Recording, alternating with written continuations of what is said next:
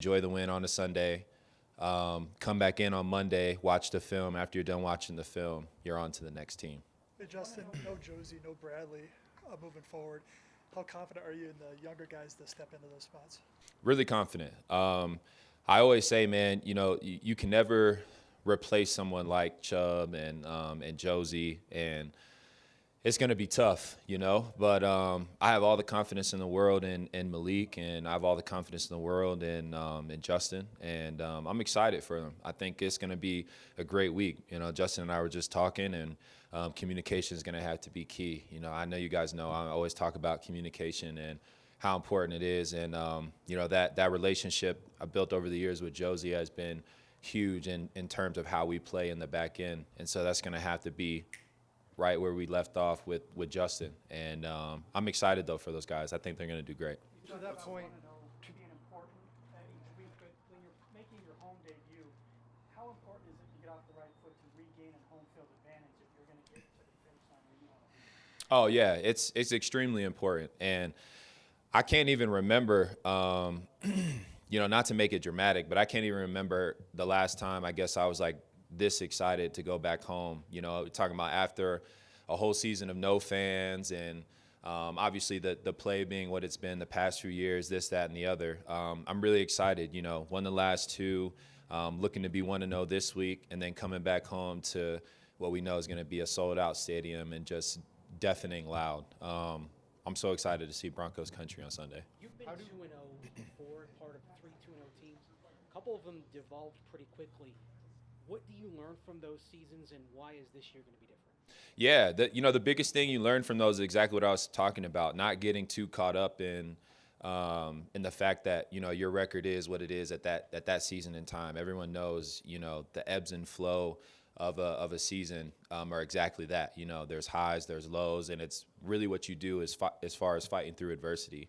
And so far this year, the thing that I think I can stick my neck out and say I'm the most proud about is the fact that in the little adversity that we've hit so far, we've responded really well. Both games being down 7-3 at one point, and then responding in a way that was demanding in terms of taking control of the game. And so I think if we're going to have that type of success this season, that's what it's going to take, right? There'll probably be a game or two or whatever where things aren't going your way, maybe even a loss, and it's how you respond in those moments as a team, which is really going to set the mark for what we want to accomplish this year. But with all that being said, man, I think, Vaughn said it all OTAs, all offseason.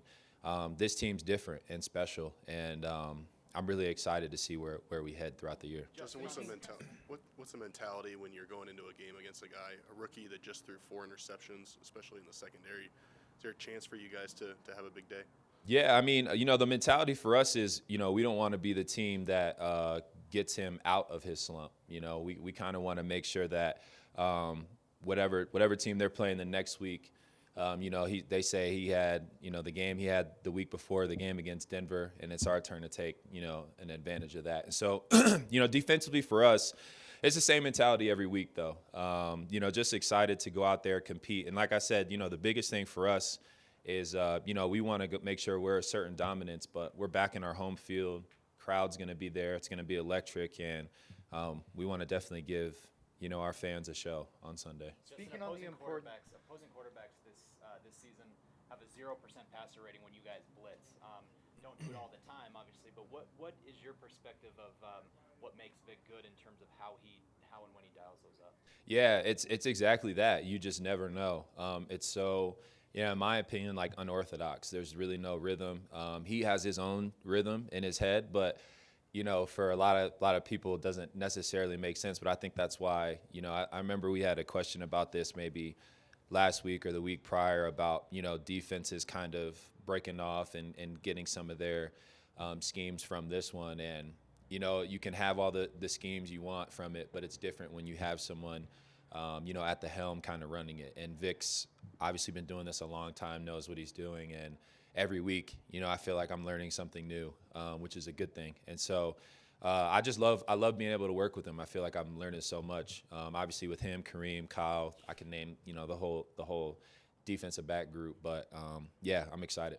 Speaking on the importance of communication, how is the responsibility on you to be communicative, to get guys aligned right, upped with the absences of Josie Jewell and Bradley Chubb? Yeah, it's solely my responsibility, and I say solely, in part Kareem and I, being the quarterbacks of the defense, but it's our job to make sure that guys are caught up and we're all on the same page. There are no ifs, ands, or buts about it.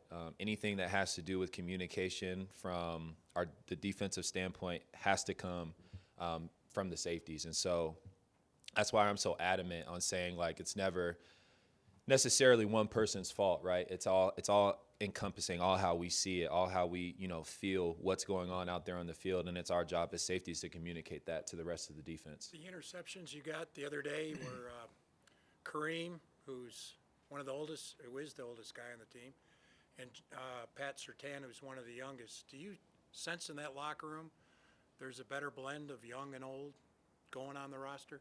Yeah, I think, Kareem didn't look old on that play. The way he reacted and read it, it was really great coverage. And then obviously Pat, I think that was just a heck of an interception. And then having the awareness to get both feet down.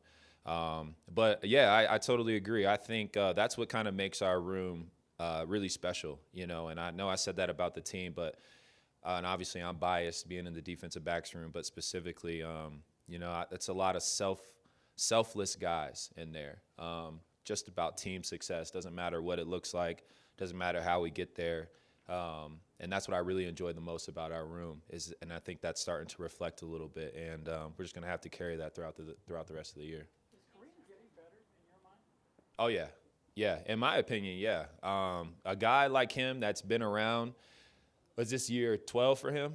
13? 12? I think the guy that's been around, seen that much football, and to still be able to make plays the way he is and come downhill and hit the way that he hits, I think you can only go off tape, right? And I think every year you've seen him here, in my opinion, just progressing each year. And so I talk about some of the reasons I've had success in my career, and he's a big part of that, being able to play with someone like him and asking him, how he's able to adjust, how he's able to do things like this. And it's a blessing being able to work with him. And so, in my opinion, yeah, I think he's progressing. Justin, surprise you how violent he plays at his age? Surprise me? No. But I'm always just like, I'm going back and looking at the film. I'm like, bro, how do you do it? Like it's year 12. You're still flying in there like it's year 4 for you. Like you're still fresh.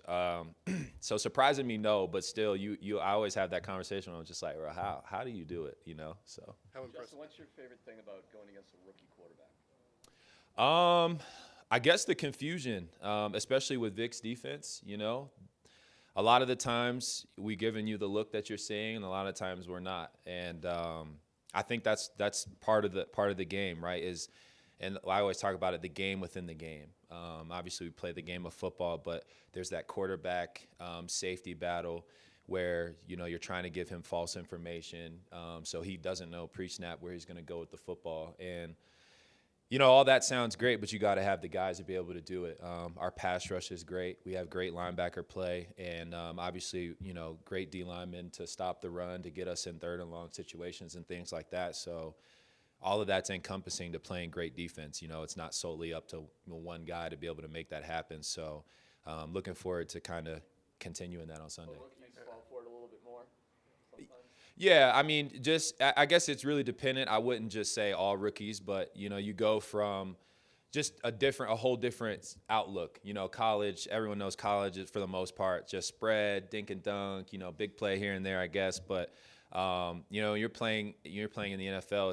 It's just a lot different. I don't really know how else other than explain it than that. It's just a lot different. So it could be a little bit harder when you're not used to seeing the types of looks, the types of pressures, the type of athleticism that guys can bring to the defensive side of the football. So it just ends up being a lot different and it takes time to adjust. How impressive was Pat's pick on the film when you went back and watched it? Super impressive. And I wouldn't say I was surprised, but just impressed. My biggest thing is the getting the 2 feet down. He's already tracking the football, leaning on the receiver, making sure that he cuts out as much room as possible if there is a misjudge on the football in terms of reading it, and then still having the awareness of where he was on the sideline to get both feet down before any other body parts touched, out of bounds. So, yeah, that was impressive. So looking forward to more plays like that from him. Thank you. Justin.